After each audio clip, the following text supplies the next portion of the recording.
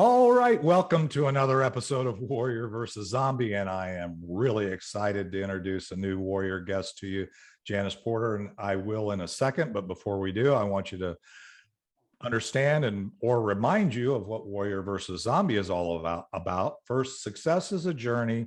It's not a destination. As warriors, we all have a history of ups and downs, wins and losses that are all part of making us who we are up to this point and provide a foundation for our path forward. We all battle our inner zombie as well as those zombies in our world. And in each episode, I interview warriors who are aspiring leaders from all walks of life: entrepreneurs, artists, health practitioners, coaches, business owners, literally any inspired leader that has a story to tell.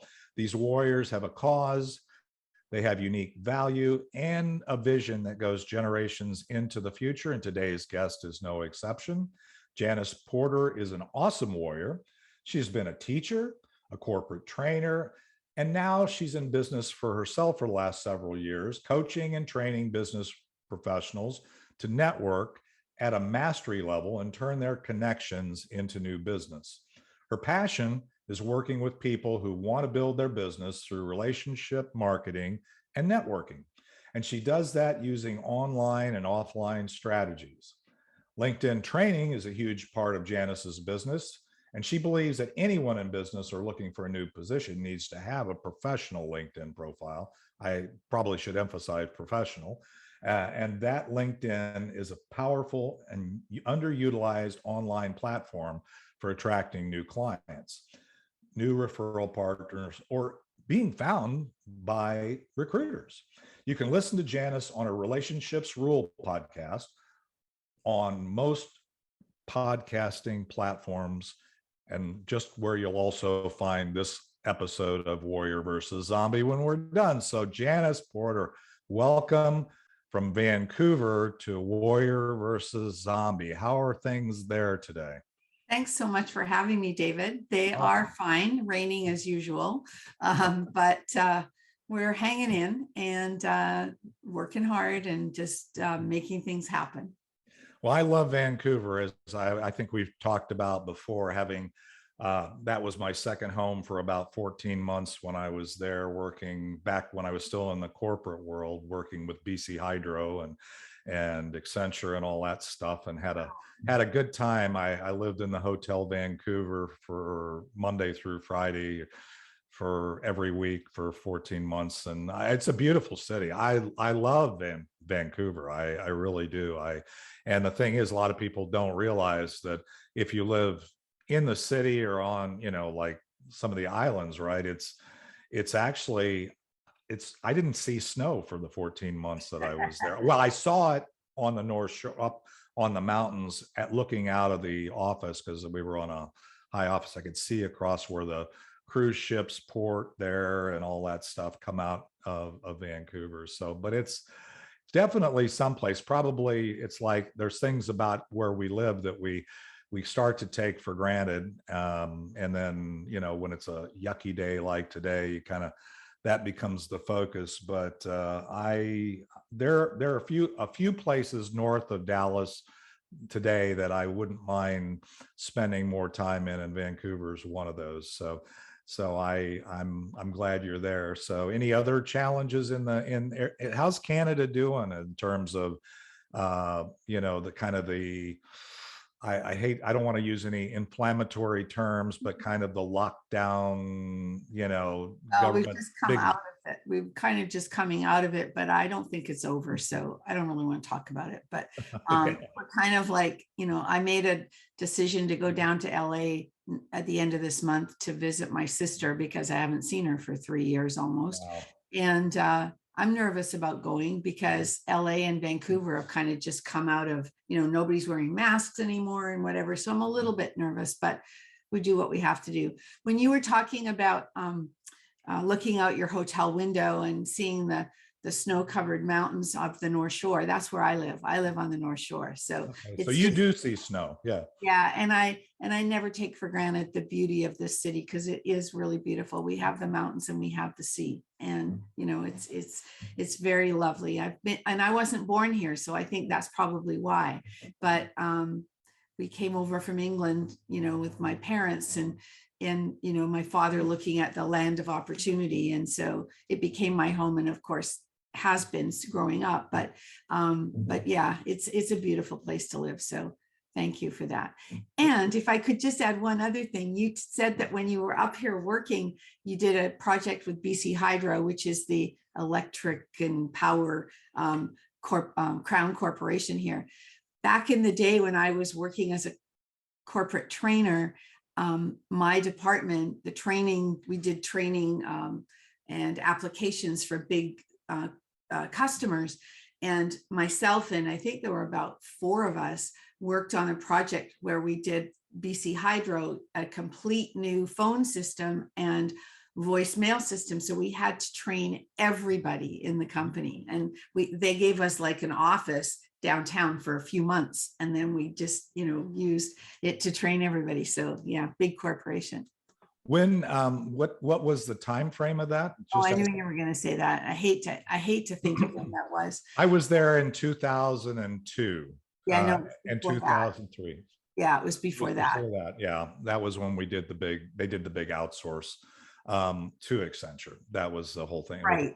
Systems and all the technology and business processes and stuff. So anyway, well, we could talk about that, but I don't want to talk about that. I want to talk about your story, and you already hit on one thing that I want to hear about is kind of like you're not moving. So we want to hear about where you started and how you got to where you are today in this next segment. So we'll take a quick break. For the audio audience, you're going to get to hear a little of our theme song, It's Not the Getting There, with Ricky Jean Wright. And we'll be right back with Janice Porter and Warrior versus Zombie. Awesome.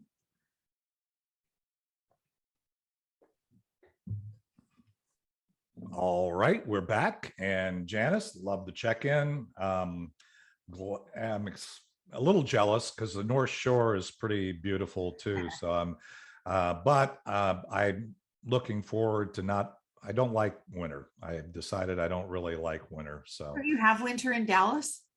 Yeah, we have ice, and we have it does get colder degrees. I lived in Michigan for 18 years, and that's winter. I mean, it basically gets gray and ugly and snowy and cold from October to May or June. And then, so I don't like that. I get wore out with that. But anyway, so tell us your story. How did you get from where you started, wherever you want to pick, to where you are today? And then we'll take another break. Okay, thank you. So I always wanted to be a teacher when I was in school. And mind you, I think part of that was because we didn't have a lot of choices as young women in those days. And teaching was something I did naturally. So I went to university, I became a teacher. I taught elementary school for the first time around 5 years. And then I got married and had a picket fence and thought everything was rosy. And of course the picket fence fell down and I had to go back to work because I was on my own. And I didn't want to go back to teaching. I didn't think right then. I wasn't ready. My self-esteem was not great. So I didn't, but I figured it out that I needed to for the money and for the stability because I had a little girl at the time. So I did. I went back to teaching, and this time I taught for about 8 years.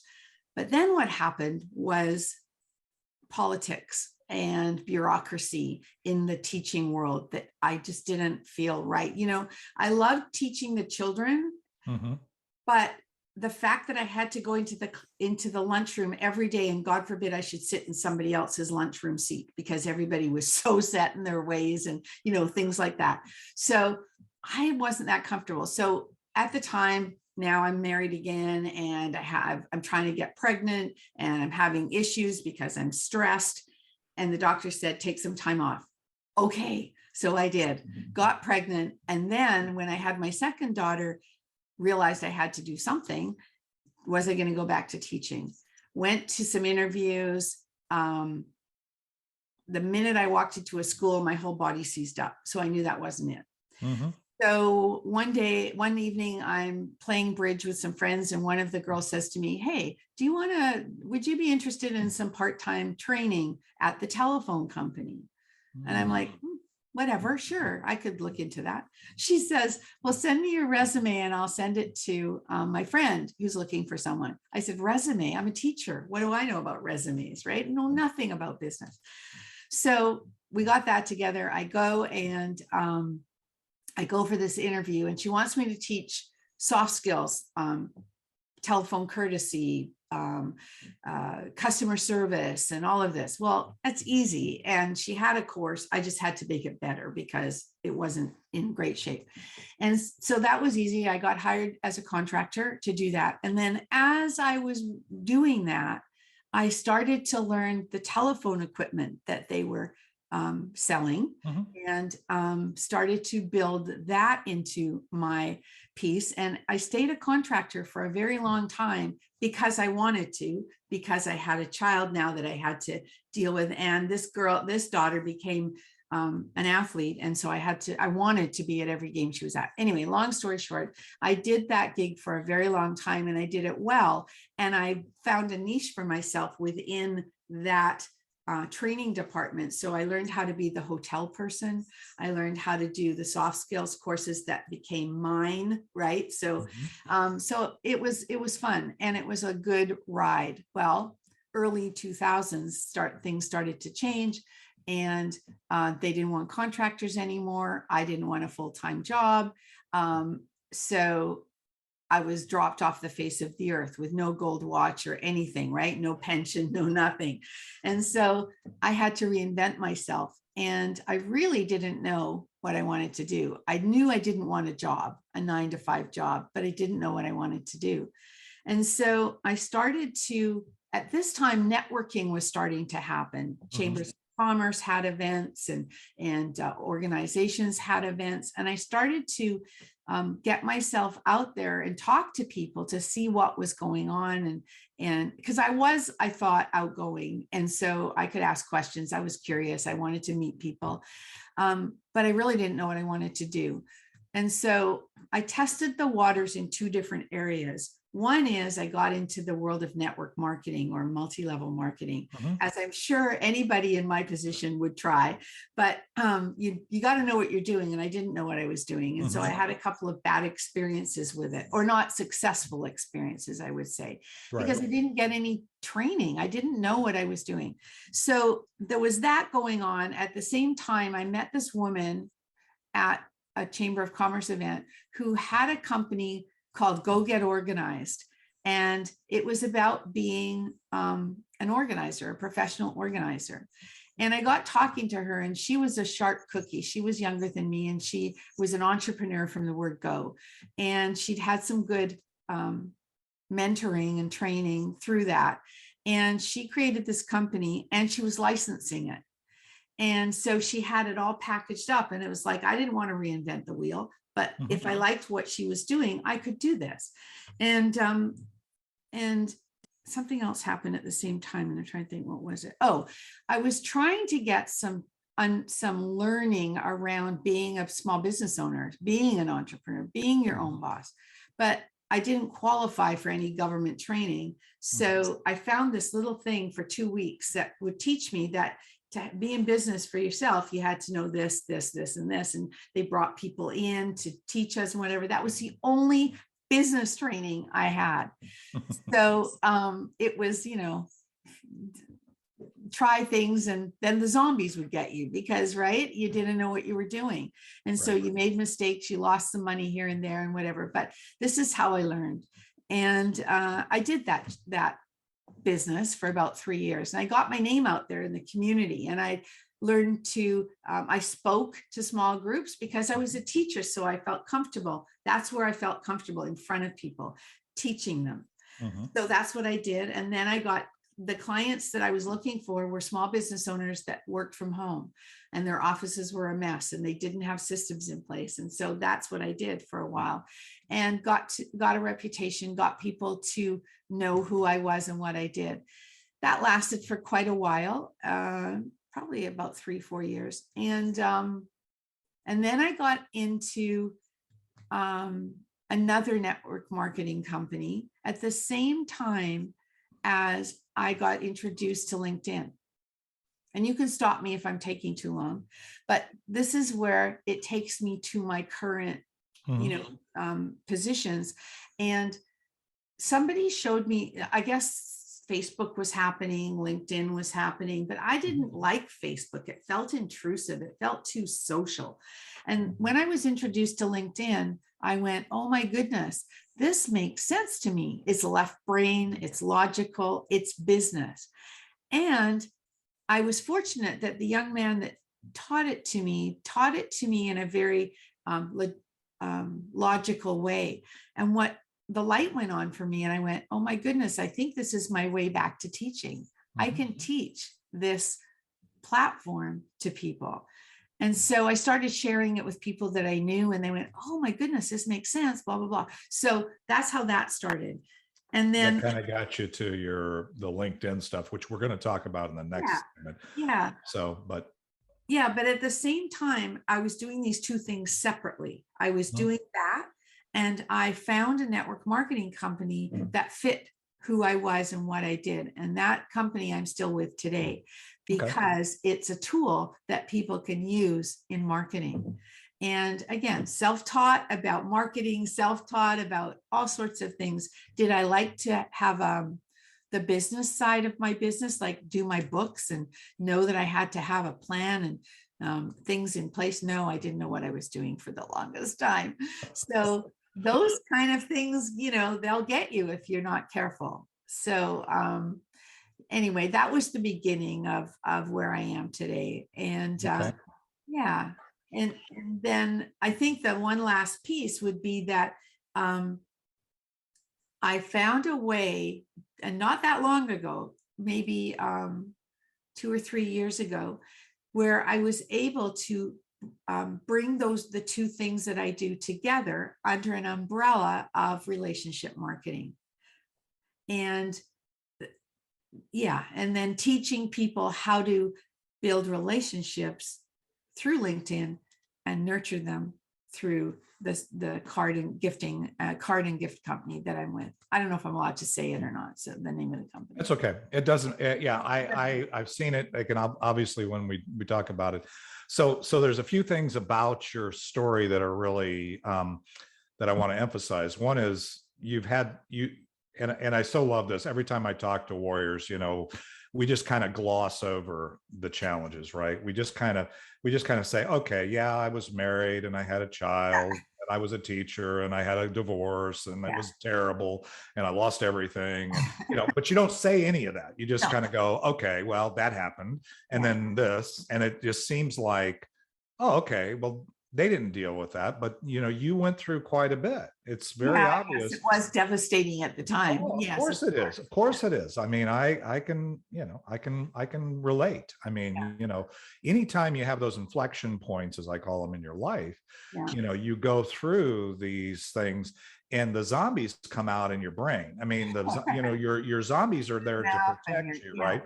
So I'm sure that even on your journey, you went from one relationship that didn't work and you had kids to another relationship that didn't work, or that, you getting from there that did work or whatever.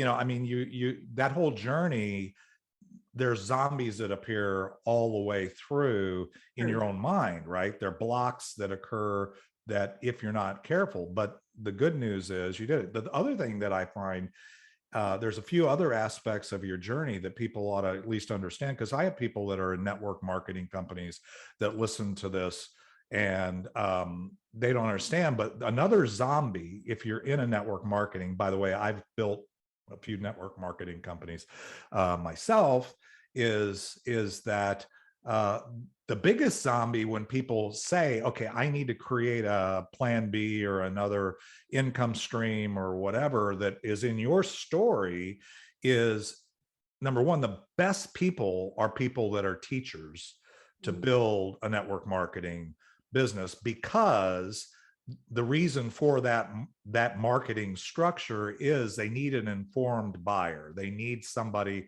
who understands what they can buy. Plus, as you pointed out, you started into one, but you didn't get any training. You didn't get any understanding of how to be in business, because the two zombies, most everybody that comes into a network marketing business they're not business owners. They're not people that are warriors in the sense of being an entrepreneur business owner. They usually have the zombie of being a consumer only, and they have the zombie of being an employee only. Right. And the model doesn't work when you're building a business. And so it is a business. I have an MBA, but even in the corporate world, being a leader, a manager, what, it doesn't matter your title, it's different than being an entrepreneur and building a business. So you encountered those zombies along the way. The thing that I love is that you kept going. And I know that's the audience will love that as well. So I know you want to get into, and we want to get into hearing, kind of what you're doing today. I love what you're doing today, by the way. So I can't wait to hear you share that with the audience. And because we're very aligned, and we already talked about that. So let's take another quick break. Want to hear a little bit more of Ricky Jean Wright, and we'll be right back with Janice Porter and Warrior versus Zombie.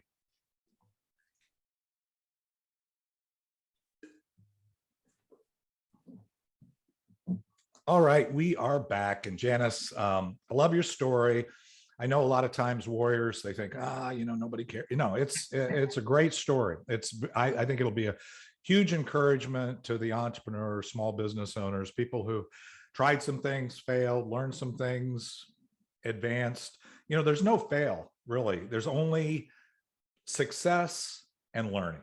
That's the way I look at it. Right? Everything that happens, if it doesn't work, you should be learning something, and it should build a foundation for your path forward. That's what we talk about.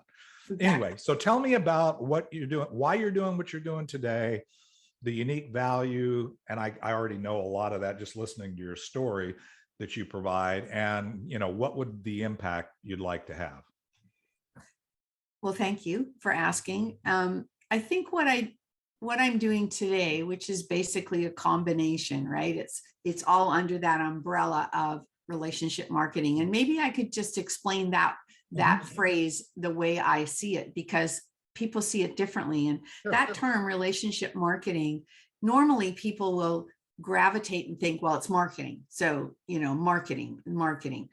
It's not, in my mind. It's 80% relationship and 20% marketing. And that's how I teach people to build relationships and nurture relationships. Yes, you want to sell people things, and yes, you want to have them, come and take your courses, or buy your products, or join your company, or whatever.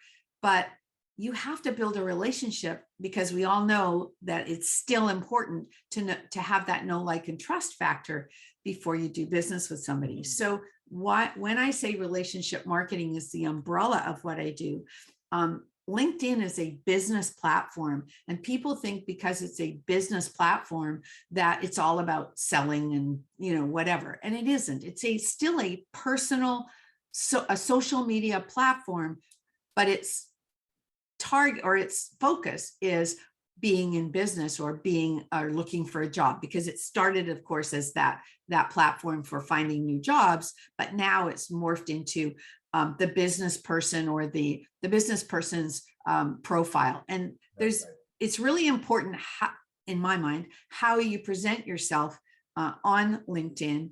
And that's what I teach people. First and foremost, to have an optimized profile that speaks to your target audiences, that shows who you are as a person, a little bit of sense of humor, and how you, in business, how you help people, how you solve their problems, how you fix their pain points. And so that has to come out, not about I, it's about how I help you. And then I teach people how to use the platform, because having a profile is the first step, not the only step, because it doesn't just work by itself. So the other two pieces are messaging and content. And so it's important that people know how to use it to their advantage. And it's actually a very underutilized platform. So that's kind of linked in. And so I teach people anyway, how to build relationships by having the right messages, giving value, showing that, getting rapport with people, and then eventually taking them offline and having a Zoom call or having a coffee date if you're in the same city, or buying them lunch or whatever, so that you can build from there. Now, when you are in that position that you've built rapport, I want you to nurture those relationships. I want you to be top of mind with these people so that they remember you when it's time to refer somebody to somebody like you, or celebrate them when they do something well. In your network marketing company, you want to celebrate your team members. You want to thank your customers on an ongoing basis so they keep you top of mind. And they do that through my system of sending cards and gifts. And we can automate that so that it becomes part of your system, and it all works together. And that's what I love. I love that. I love that my purpose is really to spread the word of the importance of relationships in business. And we mustn't take people for granted. We must say thank you. We must show them that we care, because they're not loyal today like they used to be. They'll go somewhere else in a heartbeat. So you need to show them that you care and celebrate them. Yeah, I love that. And there's a few things about what you're saying that are really, again, something that people need to understand, is that it is about relationships. I think you know this, but I run a local networking, in-person networking group that, because of the zombie apocalypse, became hybrid, online, in person. You got to do a mastermind. If somebody hasn't seen that show, you can go back to last Friday, and she did a brilliant job of helping us, our mastermind, talk about LinkedIn, what you were talking about. The thing that I emphasize is that in person, on LinkedIn, I don't care what the platform is, it's a journey. And obviously you want them to recognize that you exist, and then you begin to build a relationship. And only after some period of time would they end up potentially doing business with you, or more importantly, recommending you to somebody else, because you don't have to do business with you if they like you and trust you already and know that essentially understand what you do, even if they've never bought what you do, right? And that's what you're striving for, whether it's online or in person, right, to achieve, right? I mean, that's what you're trying to teach people to do. So I think that's just absolutely brilliant, and I love it. And so the other thing about this is that for those who are listening to this that are in the network marketing space, if you've ever looked at the statistics, you would understand, and this is again the know, like, and trust, is that when you share your opportunity with somebody, you have, I'm going to break it down into 4. You get yes immediately. You get 2 people who are what I call incubating, and then you get a 4th that's just not interested. And the yes and the no are easy. right, The 2 in the middle, if you're looking at a strategy for building your audience, your community, your customer base, your impact, is focusing in on those 2 in the middle. Right. Because again, the others, they're going to in or out, gone, and so if you're in that space, like Janice is talking about, it's really important to realize that whether it's a business networking group in person, in wherever you're physically located, or whether it's online, or whether it's one of the LinkedIn or Be Connected or any other platform, it's a journey of building that know, like, and trust relationship. And people do, like I said, when they get to the trust. Just because they know you, even if they like you, they won't necessarily trust you. They just, I've got some people in my network, great people, love them to death. I never refer business to them. Yeah. And I hate to say that, but they haven't proven themselves to be trustworthy for whatever reason. Any other thoughts there before because I want to hear a little bit more. I want to hear so if you look at the importance of what you're doing and the things you've overcome and that kind of thing. If anything were possible, as I say, everything is possible. What kind of impact are you really hoping to have? Can I just add one more thing to something? Absolutely. You can add anything you want. That question. Yeah. I loved your analogy about the 4 people, and I've heard that before, and it's so true. But the other piece that I think goes in there too, that we need to remember, it again with the know, like, and trust as well, is timing. It's all about their timing, right? Yeah. And so sometimes it can be 2, 3, 4 years later. I just heard a story in our company where this guy showed up to one of my associates and said, "Tell me more about your company now."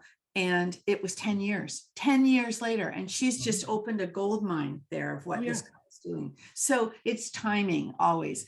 And then to add, you asked me a question, and I just said impact. So are you know, what's the size of impact? I mean, the impact I strive for is I want to change the world one dream at a time. I mean, I want to get my message out. That's why I do the podcast. That's why I always trying to expand, serve my audience, that kind of thing. What does that look like for you? Yeah. So actually doing my podcast has been part of that for me too, spreading the word about the power of relationships in business and the importance of relationships, because my podcast is called Relationships Rule. Okay. So it sort of speaks to itself.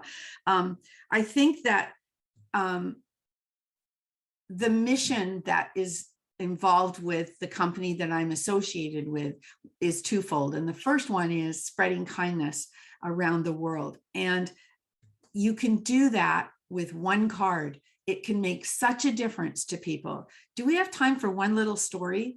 Sure. And it's about sending a card, and it's about a heartfelt card. And it's not about me. It's about somebody I know. Oh my goodness. Sorry. I'm sorry. I thought I turned everything off. I did, but that was my daughter. I do apologize. Maybe you pause and take that out or something. Well, it'll be fine. Okay. So the quick story is this. This person that I know has the habit of sending a card a day. And so it was, who comes to mind? And I do too. I'm like, who needs to hear from me today? Or who did I see on Facebook that for whatever reason, that I need to send them a card. And he decided to send this card to the organist in his church. And he said, and he just picked a card from the catalog, wrote the message, what, beautiful music you play and you bring joy to all of us in church every Sunday. Thank you for what you do. And he sent it. And 2 weeks later, he ran into her at church, and she came up to him and she was almost crying. And she said, thank you so much for the card that you sent me. She said, you have no idea. She said, that day I was about to pick up the phone. Oh, I got chills because every time I tell the story, I get chills. I was about to pick up the phone and quit being the organist because nobody says thank you. They don't appreciate it. They're always saying, why don't you play this hymn instead of that hymn and whatever. And I wasn't feeling very, appreciated. But before I picked up the phone, I went to the mailbox and your card was there. And I just cried. Yeah. And that's the power that one card can have to change somebody's life. And so that's the mission. That's the value I want to bring. That's what I want to teach to people, that it's worth taking that 2 minutes that it takes, because you can do it on an app on your phone. You can do it on your laptop. And all you do is write that message in a card, press send, and the rest is done for you. But it makes the difference to somebody's world. Well, that's my soapbox. No, it's a great soapbox. And the thing is, I totally agree. I mean, I try to make a practice of reaching out to the people that I'm connected to or haven't been in whatever form, pick up the phone, call them, send them a text, because it does matter. I mean, Ricky Jean Wright, who wrote the theme song to this, has a song that he wrote during the pandemic called "The Sound of Your Voice Made My Day." And he had an experience similar to, he actually I won't say what I normally say, but I'll say pocket dialed Yes. somebody Yes. by accident. And when they got on the phone, they talked, they hadn't talked for a long time. And when they were done, she said to him, Wow. the sound of your voice made my day. I was at a point, Yeah. it's so many of those stories. So I totally get, and that is inspiring. Well, let's do this. We're going to have to go into the land of plain segment. So we'll come back, kind of make sure that we take away what you want, and then also how we can stay in touch. So with that, let's hear the final segment before the outro of Ricky Jean Wright, and we'll be right back with Janice Porter and Warrior versus Zombie.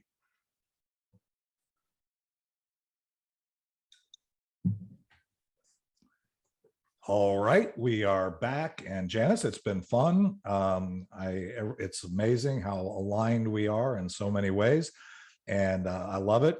And I'm looking forward. I guess I'll be on your show in May, and so I'm looking forward to that. And like I said, anybody that wants to hear more of what Janice has to offer, especially in the LinkedIn area, you can go to her mastermind from last Friday. It's on the same YouTube channel. You'll be able to find this replay or in Be Connected.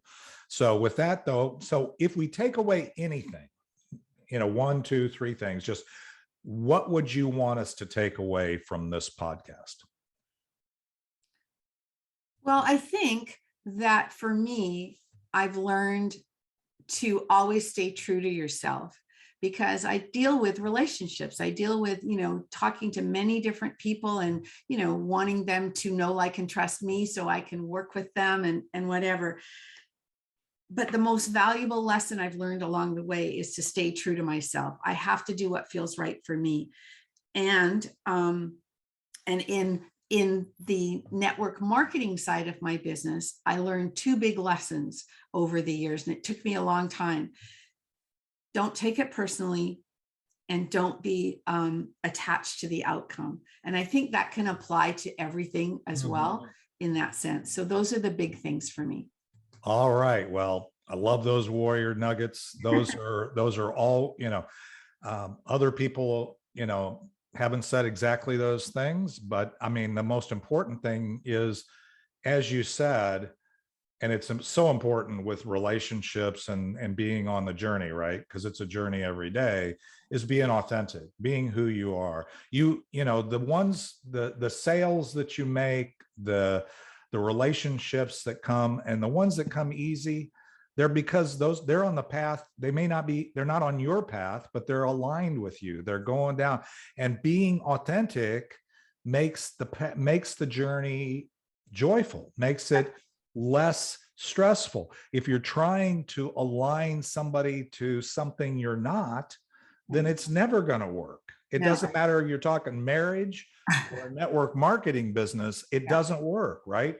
And that's one of the most important lessons. And that's why, you mentioned earlier on, and I just thought it was interesting because I went on the journey with the various online platforms and Facebook, and I was even on MySpace before Facebook even was a thing, because I have 5 kids and they got me into it because I had to keep track of them. You're going to tell me that on.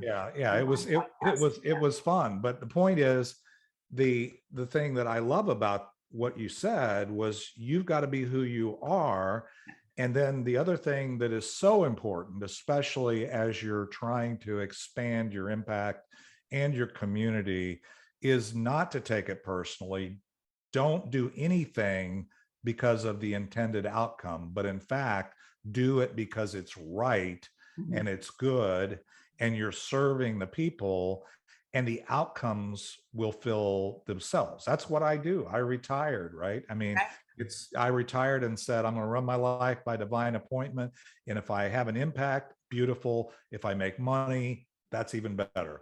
But you've got to go through that journey. So I love it. So how do we stay in touch with you? I know for those watching this on the Be Connected platform and replay or whatever, I know, you can find Janice on Be Connected.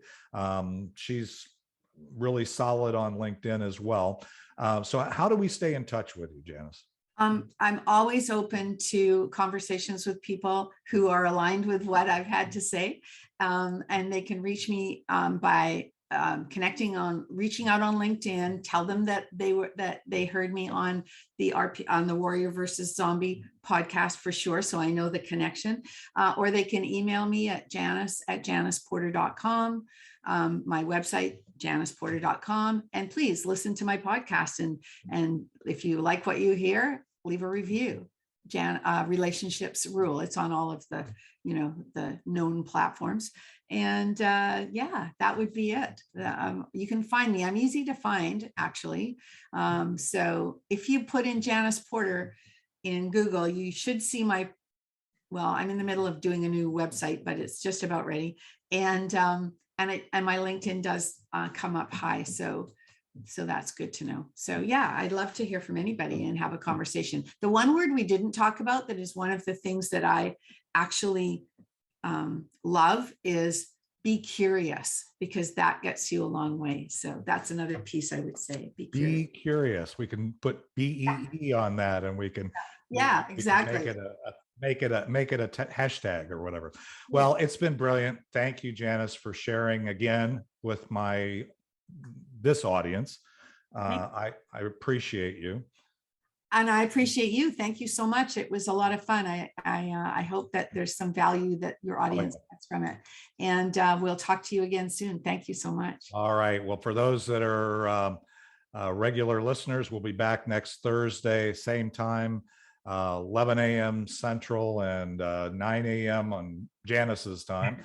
So, but anyway, and we'll be back live, and then you can find this on the YouTube channel and on Be Connected. So encourage you to come back, and it'll be also on all of audio podcasting platforms. So Janice, thank you again, and look forward to our journey together. I can see some possible synergies going down the road, and I know you'll add a lot. This will add a lot of value to those who listen to this podcast. So anyway, let's hear the final outro of It's Not the Getting There, our theme song, and we'll be back next week with Warrior versus Zombie.